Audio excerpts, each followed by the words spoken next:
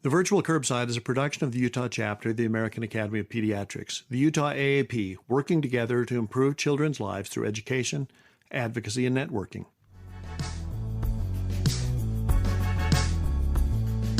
Hi, this is Paul Wirkus from the Utah AAP. Welcome to this week's edition of the Virtual Curbside, where we bring pediatric providers together with subspecialists to get smarter about all things pediatric and better acquainted as a community of caregivers.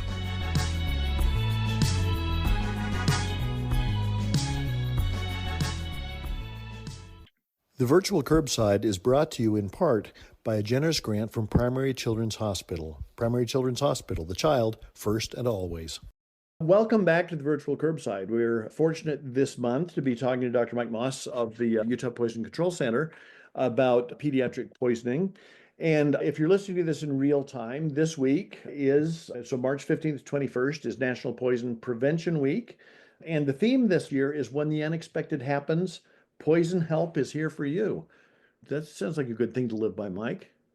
Yeah, we're always here. We're always here to help anytime, 24/7. When the unexpected happens. And that's the thing. The point of all of this is you've sort of hit on three major streams. Somebody taking the wrong dose accidentally, people taking the wrong dose of something, anything for self-harm. And both of those things are big issues for pediatric providers. And then the huge issue for pediatric providers are impulsive little toddlers who are so tireless and so smart and so dogged, and they just get into everything. Yeah, these don't stop. They keep us busy all day, every day. Something like 60% of our calls are about our little kids at home getting into stuff. Right. So they keep us busy. Oh man, oh man. All right. Well, before we go much farther, have you developed any things you need to disclose? No financial disclosures. Okay. So let's talk about prevention, since this is Poison Prevention Week. So what things do we know work? So you touched on this a little bit last week, but tell us about safe storage of medications. What helps? Yeah, so safe storage of medications, the thing that we say over and over is keep things locked up and away from kids, right? So that means medications in their bottle, they came dispensed in from the pharmacy, right? That generally will have a child-resistant cap on them. But those are stored somewhere safe where kids don't have access to them. Not on your nightstand, not on the kitchen table, not in a bag in your purse that is loose and easy to access. None of those other places. We recognize, right, you need to take your medications and have things be convenient, but be mindful wherever possible to make sure those things are kept locked up and away. Keep them in those original containers, right? I said they have those child resistant caps that will at least slow down the kids, if nothing else. And then we'll know exactly what it is they got into if something does happen and it's not a random pill in a random bottle, or it's a whole mix of 15 different medications in one spot and no one knows exactly what it is. So that's our number one thing, whether this is a medication or a cleaner or something else, is got to keep it out of reach of these little guys. So probably worst case scenario, but not an unthinkable scenario, is that you've, put the cleaning liquid into a Powerade bottle because it fits better under the sink. It sounds extreme, but I think that when you put something in a different container, it changes the nature of how you look at that thing. Oh yeah, that sounds like a crazy scenario, but it is a daily occurrence at the Poison Center where someone has poured something into something that it's easier to access, to mix, to just use a small amount for some project or whatever the case may be. And that Gatorade bottle has a nice wide mouth on it. And guess what?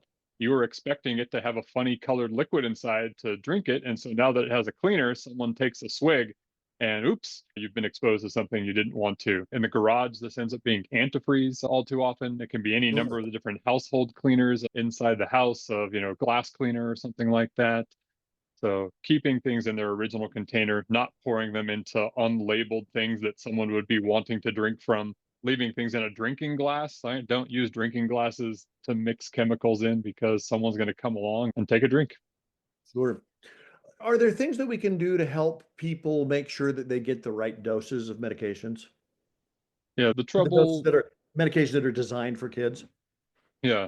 When we're talking about our toddlers specifically, right, we're doing things that are weight-based and it's not just one pill or something. And so there's always some measurements that have to be done, which gives an opportunity for making an error. couple things that are the best practice is paying attention to the units on whatever you're doing, right? Does this saying teaspoons? Does this say milliliters? Don't just have one syringe or measuring cup that you use for all of them. Make sure you're comparing the package or the bottle for that medication with the device that it came with and that it was supplied with. And you use that to measure it and not just a tablespoon out of the drawer or something like that. How should I manage button batteries? Because as you mentioned, they're ubiquitous. They're in everything and have a fairly high risk for harm. What can I do to make the world safer for kids? One, anything that has button batteries, you want to make sure that, if you had to undo a screw or something to replace that, that screw gets put back. Don't let kids play with those remotes. Certainly don't let them play with those button batteries. If you think a child has gotten into one, we're going to need to get an x-ray. One thing that is kind of nice of these manufacturers have recognized the trouble of these, and the last batch of button batteries I bought came in this packaging that you had to have scissors to cut open. It was Mhm. not possible to rip it to get into it. And then they put a dye on there so it turned the kid's mouth blue if they ate the button battery, which is Wow. kind of an ingenious little thing. So it wouldn't go unrecognized if you didn't happen to be in the room. If you see the new package of that and it has some child resistant features on it, that sounds great. Maybe pick that package next time you're at the store getting some.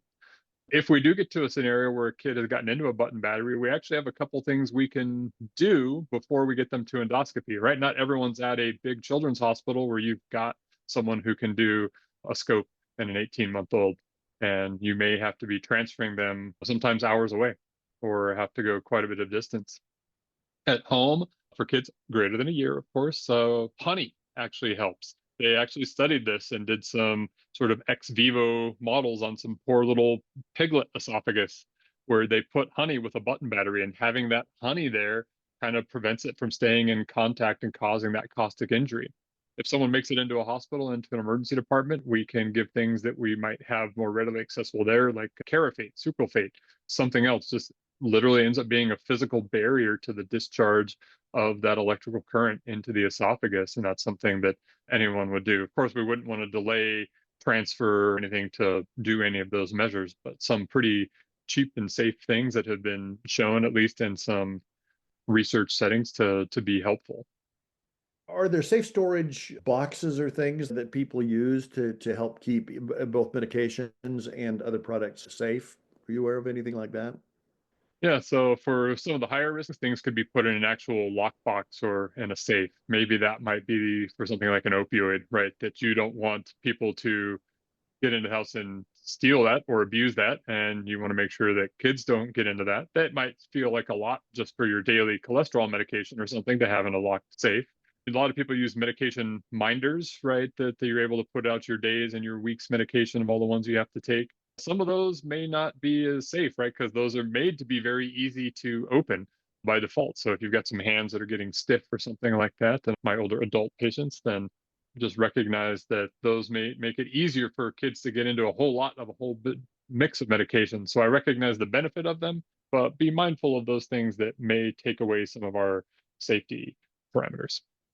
What recommendations would you make to somebody who's going to have cannabis gummies at home? How would you recommend they store them? Yeah, cannabis gummies are a big problem, like we've talked about. Some states have rules as far as what the packaging looks like, or they'll make you take it in a sort of resealable package. It's kind of difficult actually for a child to open. Not everyone's going to live in one of those states. Just don't treat this like food. Treat it like a drug. It's a drug. So this shouldn't be left out on the counter or put in the pantry with other food. If you're in a state that allows packaging that is attractive and looks like any other food product, consider putting that into maybe an old medication bottle that has a cap on it. Make sure those are stored along with other medications and not left out where a kid might mistake it for a food or candy. Let's talk about some tools that may be helpful for families. Clearly, the number one tool is 1-800-222-1222. Wherever you are in the United States, that will get us through to someone like you. And as you pointed out 2 weeks ago, that's a fairly seamless process that wherever you are, you'll end up talking to somebody who will be able to help you. Are there other tools that we should be sharing with families? Yeah, I actually first want to talk about a few things that we want you to not do instead of calling the Poison Center. One is, of course, everyone just Googles everything, right? You pull your phone out, tap search, hey Siri, is this toxic or not? Is Google is not that great at this, and the answers you find may not be that good at all. And guess what? You'll get someone on the phone in a minute or two anyway. And so just call us and you'll get the actual information. Of course, now we're in the AI and chat GPT era. And so people think, well, chat GPT will know the answer. Every day, our staff are getting calls. Fortunately, it's going on the side of being too sensitive, but it's also freaking people out because it's telling them that something is incredibly dangerous or going to give them cancer or could be fatal, when in fact it's actually pretty benign. So don't ask AI, don't ask ChatGPT, don't ask Google, just give us a call. And again, when they call, they're not going to expect that they're going to get a talking to.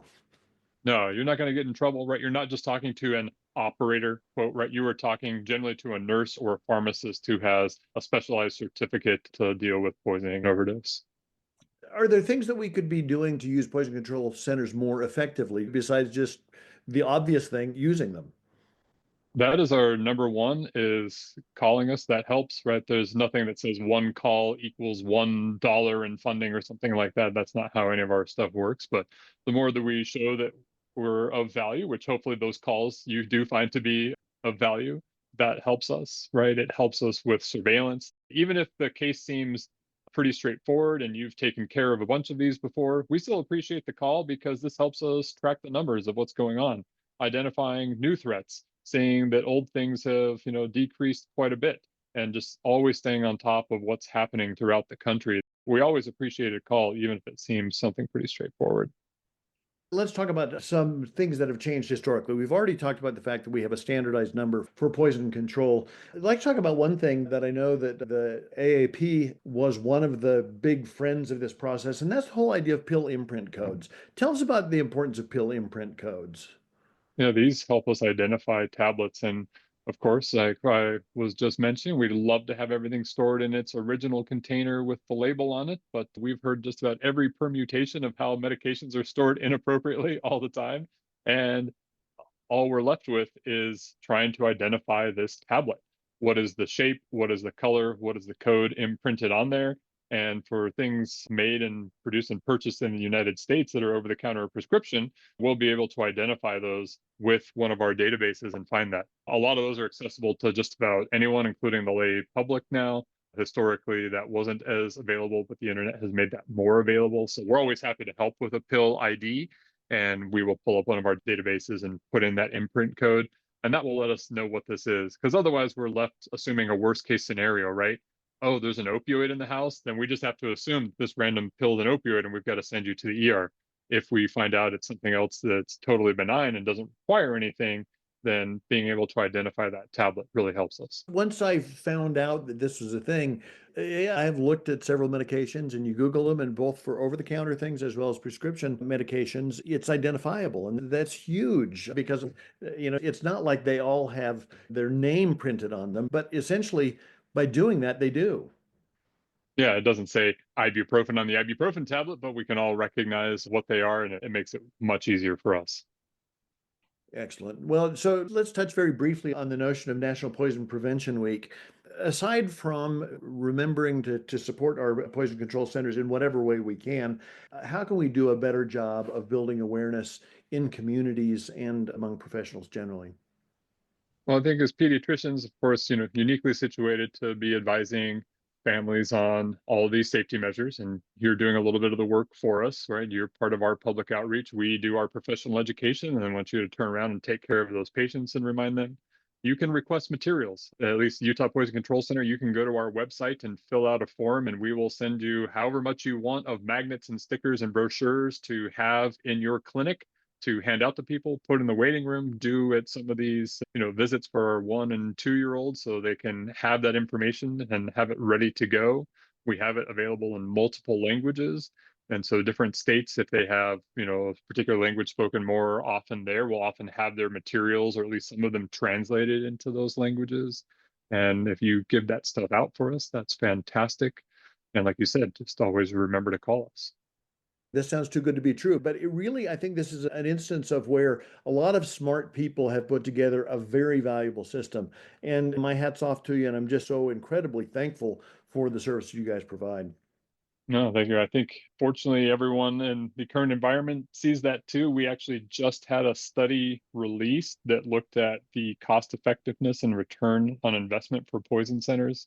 It's estimated that poison centers save billions with a B of dollars annually in the United States in healthcare costs by avoiding unnecessary ER visits and hospitalizations, and that for about every $1 invested in a poison center, you get about $16 in benefit back out.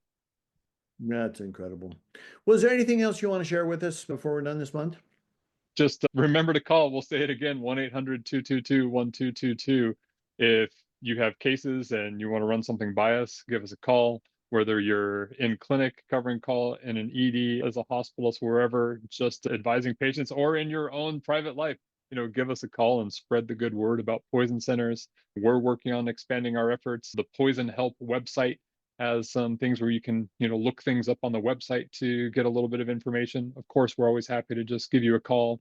Hopefully, we'll be rolling out some chat and text options in the future and trying to stay ahead of the game on those things, but you can still always go the old-fashioned way and call us.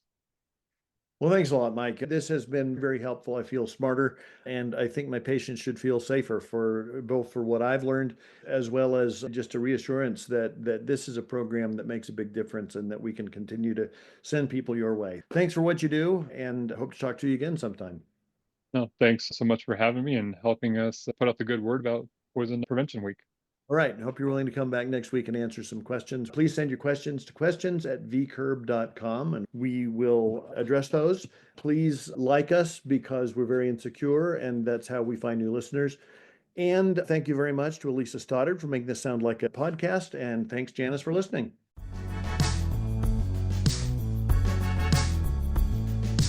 Thanks for joining us. We look forward to getting together again next time. The virtual curbside is available on iTunes or wherever you find your other favorite podcasts. Be sure to like us and subscribe. We want you to like us both because we're needy that way and because that will help other listeners like you find us. Check out our website, vcurb.com, for supporting materials, schedules, and other great stuff. The Virtual Curbside is an educational production of the Utah chapter of the American Academy of Pediatrics. The opinions expressed in this podcast, while carefully considered, are ultimately the opinions of the presenters and not necessarily of the American Academy of Pediatrics or our employers. And remember, the content of this podcast shouldn't be seen as a substitute for seeking actual personal medical care. If this is an emergency, hang up and dial 911. Otherwise, schedule a visit with a caring healthcare provider to try to get to the bottom of your concerns. None of this could happen without Elisa Stoddard, our extraordinary executive director of the Utah AAP. Many thanks to Tim Cosgrove for his help on the website and logo design. Thanks to Paul Wirkus, who composed the theme music. See you next time.